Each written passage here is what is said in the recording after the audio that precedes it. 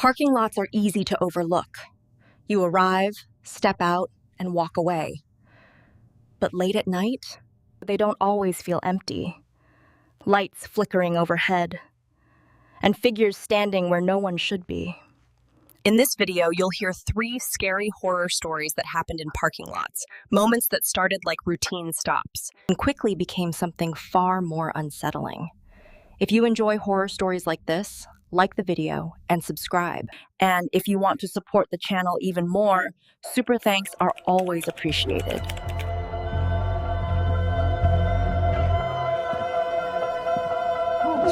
The nature of my job requires a significant amount of travel. I work in logistics software sales, which means I spend about half the month in airports and the other half in generic hotel rooms. You develop a routine for this kind of life. You have a system for packing, a system for security lines, and a system for parking. For the past 4 years, I have flown out of O'Hare International in Chicago, and I always park in the same economy lot. It's a massive, sprawling grid of asphalt located about 3 miles from the terminals. It's cheap, it's fenced in, and it's serviced by a shuttle bus that runs every 15 minutes. It's mundane. This incident occurred in mid-February. I had been in Seattle for a 2-week consultation, which was longer than my usual trips. When I landed back in Chicago, it was a Tuesday. Just after 1 a.m., the weather had turned severe while I was away. We had been hit with a significant winter storm that dumped about 8 inches of snow on the city, followed by a deep freeze. The temperature when I stepped out of the terminal was 5 degrees below zero. The wind chill was painful. I was the only passenger on the shuttle bus out to the economy lot. The driver was a tired-looking man who didn't speak, just nodded when I told him I was in Section G. Section G is at the very back of the lot, near the perimeter fence. When the shuttle dropped me off, the silence was absolute. The lot lights were humming, casting this sickly yellow glow over thousands of snow-covered cars. My vehicle, a gray sedan, was buried. It looked like a shapeless mound of white. The driver waited for a moment to make sure I got to the car, then pulled away. I was alone. I spent the next 10 minutes working with an ice scraper, trying to clear enough visibility to drive. My hands were numb even through my gloves.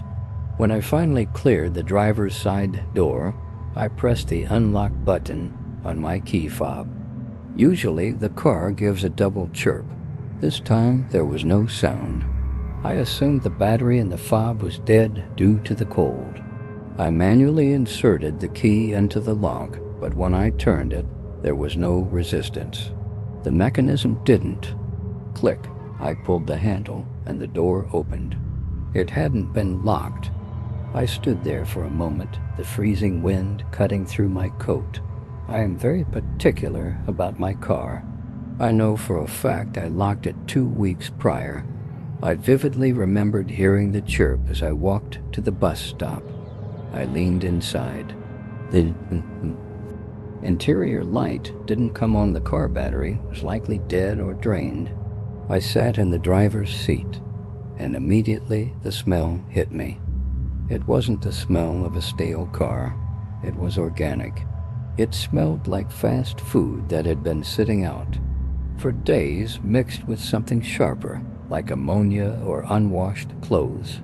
I checked the glove box. My registration and insurance were there. My GPS was in the center console. Nothing seemed to be missing. I tried to rationalize it.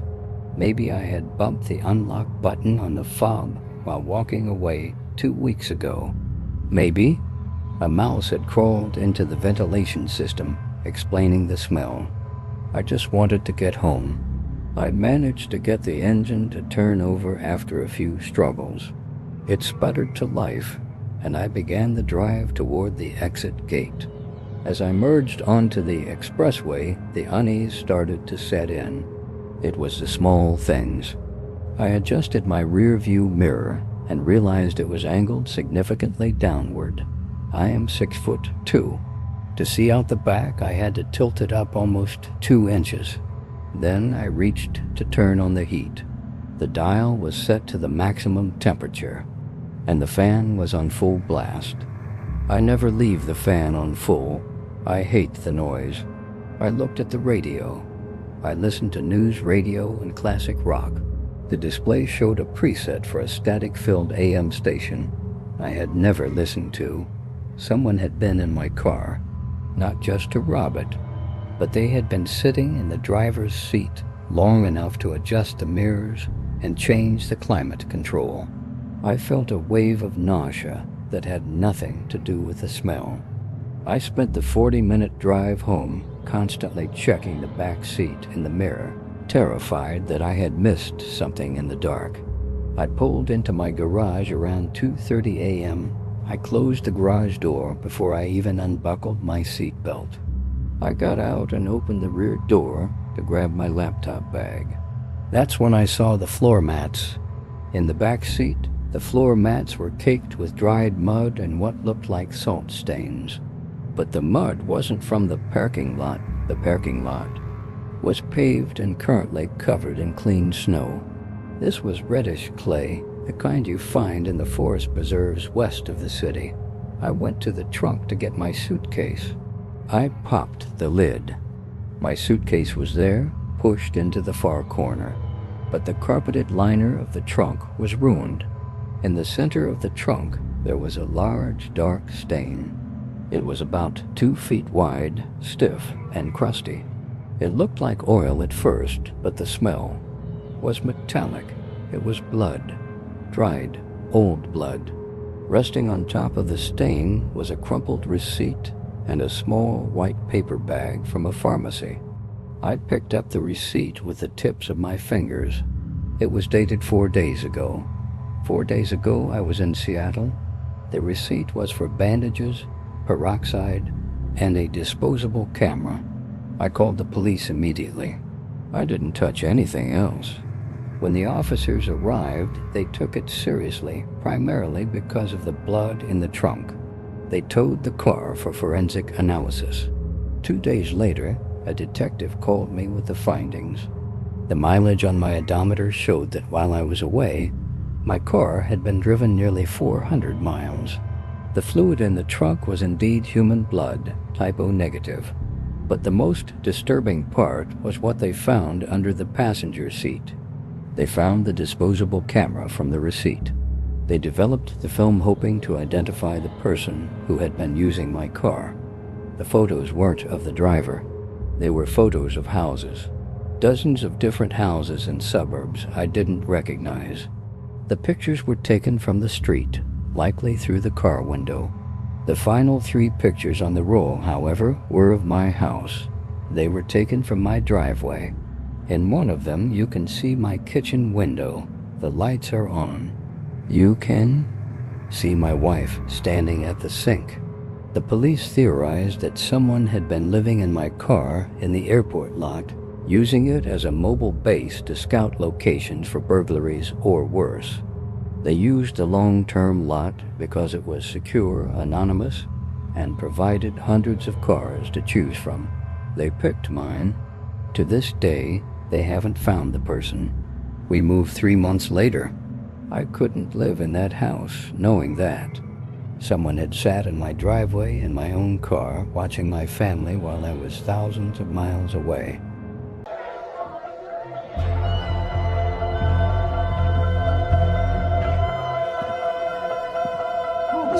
I spent most of my 20s working retail. If you've ever worked in a large suburban mall, you know the specific kind of exhaustion that comes with a holiday closing shift. It's a mix of physical fatigue and a strange mental fog. This happened in mid-November at a large shopping complex in northern New Jersey.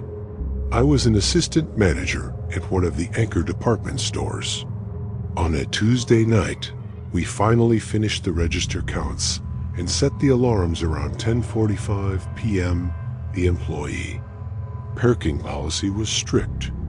To keep the prime spots open for customers, We were forced to park on the highest level of the parking structure, level P4. It was an open-air deck, exposed to the elements and disconnected from the main mall security hubs. By the time I walked out with my coworker, Sarah, the temperature had dropped into the low 30s. Sarah's car was right by the elevator, but mine was tucked away in the far corner near the concrete pillars of the exit ramp. We did our usual text me when you're home routine, and she drove off. The walk across the deck was quiet. In a parking garage at night, every sound is amplified. I could hear the hum of the nearby highway and the occasional groan of the concrete settling. I've always been safety conscious. I had my keys in my hand, and I did a quick visual check of my back seat before I unlocked the driver's side door. Everything looked normal. I got in, locked the doors immediately, and started my 2018 Honda Civic. I was pulling out of my spot when I noticed a dark-colored pickup truck idling near the exit ramp. It was an older model, maybe an F-150, with a lot of rust on the wheel.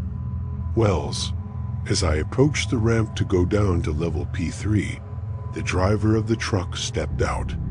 He wasn't some young, aggressive-looking guy.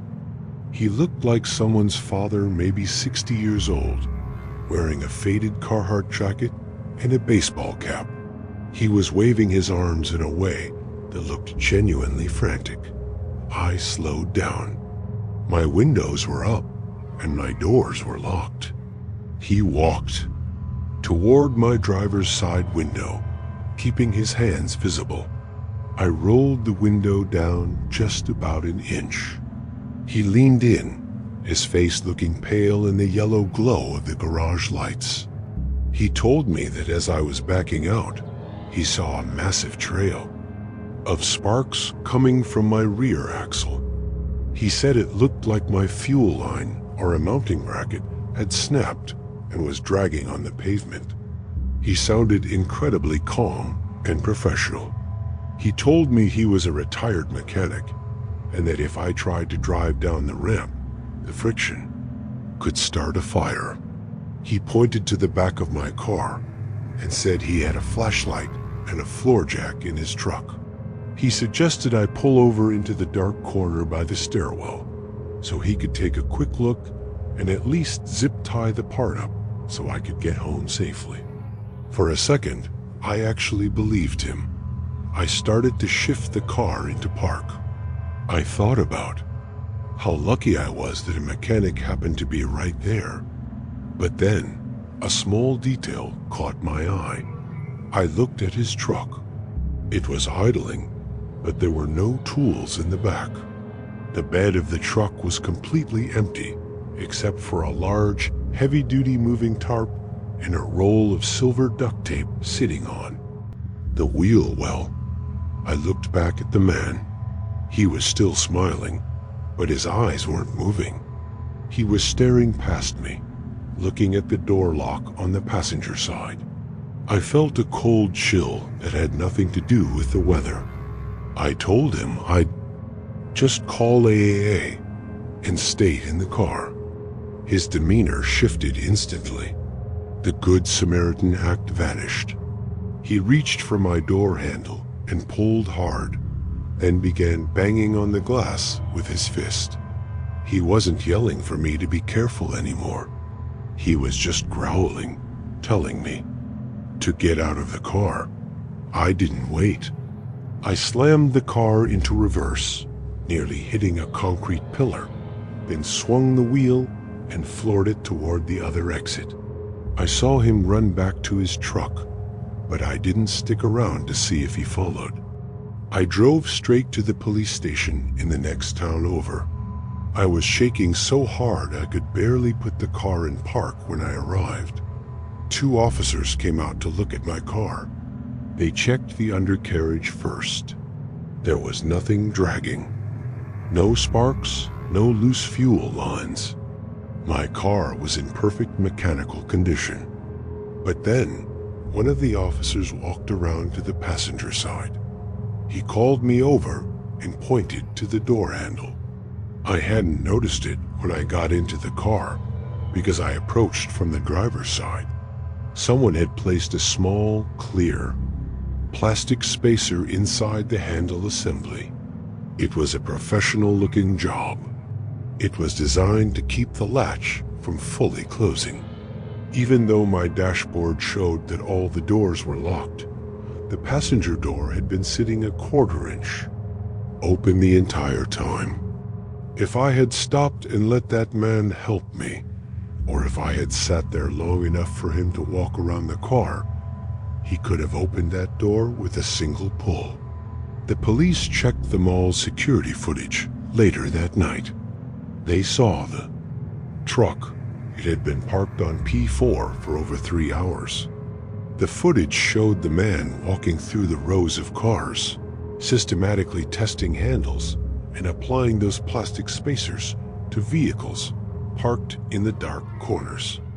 He wasn't a mechanic looking for a broken car.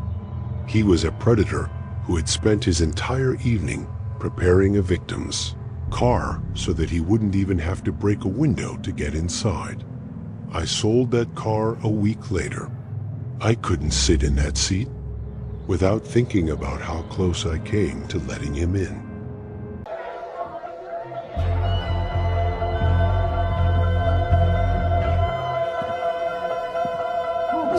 My father spent 35 years as a long-haul trucker. He was part of that older generation of drivers who navigated by paper maps and communicated via CB radio. He wasn't the type of man to be easily scared.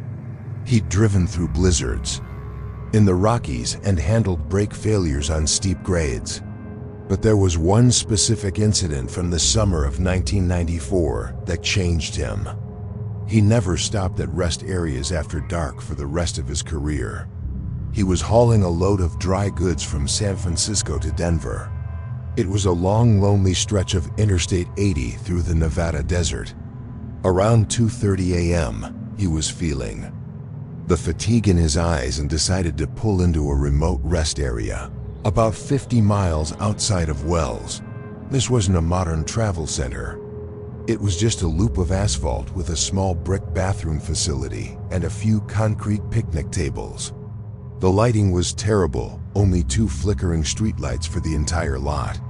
He backed his 18-wheeler into the designated truck parking area, which was situated on a slight incline overlooking the car parking section.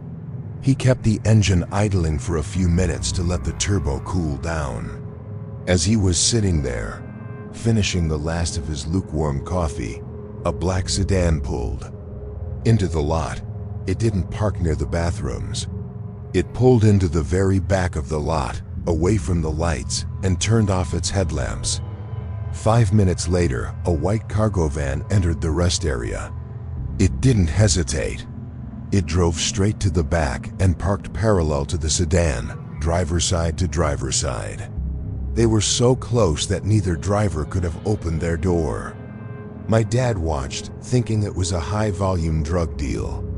In the trucking world, you learn to mind your own business and keep your lights off. He reached for the curtains to close off his sleeper berth, but something stopped him. The driver of the sedan got out from the passenger side and walked to the back. Simultaneously, the driver of the van exited his vehicle. Both men were wearing heavy yellow rain ponchos. It was a bone-dry night in the middle of a desert summer. There wasn't a cloud in the sky. They didn't exchange a single word. They moved with a clinical, rehearsed synchronization. They opened the rear doors of the van and pulled out a long, heavy bundle. It was wrapped in dark blue industrial tarps and cinched tight with several layers of heavy-duty nylon webbing. It was roughly 6 feet long and clearly had significant weight to it. The 2 men struggled to lift it, their boots scuffing loudly on the pavement. As they began to shuffle toward the open trunk of the sedan, the bundle started to thrash. My dad froze. He saw the tarp bulge and ripple as if something inside was fighting to get out. Then, a sound cut through the desert wind. It wasn't a scream, it was a muffled, wet thumping sound, followed by a low, desperate whimpering.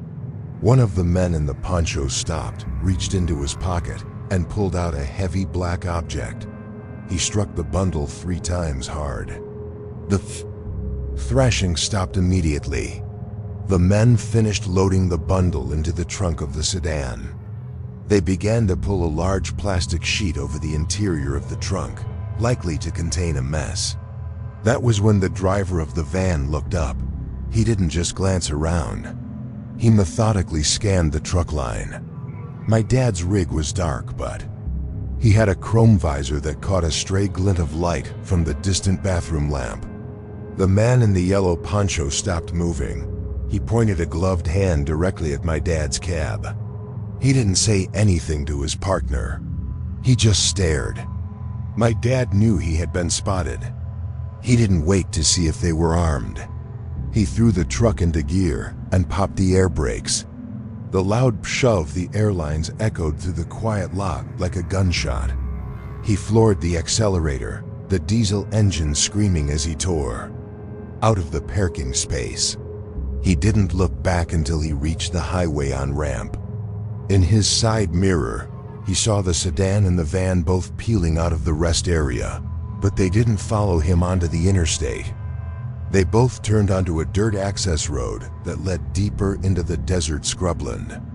My dad drove 20 miles to the next truck stop and called the state patrol from a payphone. He waited for nearly an hour for a trooper to arrive. When he told the story, he expected the officer to be skeptical. Instead, the trooper took out a notebook and asked him one specific question. Were they wearing the yellow suits? The trooper told him that they had found 3 similar disposal sites in the desert over the last year. They called it the relay. It was an organized system where one group would kidnap a victim in the city and hand them off to a second group in the middle of the desert to avoid jurisdictional heat and trail tracking. The yellow ponchos were used to prevent DNA and blood splatter from getting on the driver's clothing. They never caught the men in the black sedan or the white van. The trooper checked the rest area later that night, but all they found were some fresh tire tracks and a single blood-stained nylon strap. My dad sold his truck a year later. He said he couldn't handle the night moves anymore. Every time he saw a white van or a man in a raincoat, his hands would start to shake on the wheel. He realized that in the middle of the desert, there is no one to hear you scream, and there are people who make a very comfortable living ensuring that you're never found. And that's all for tonight.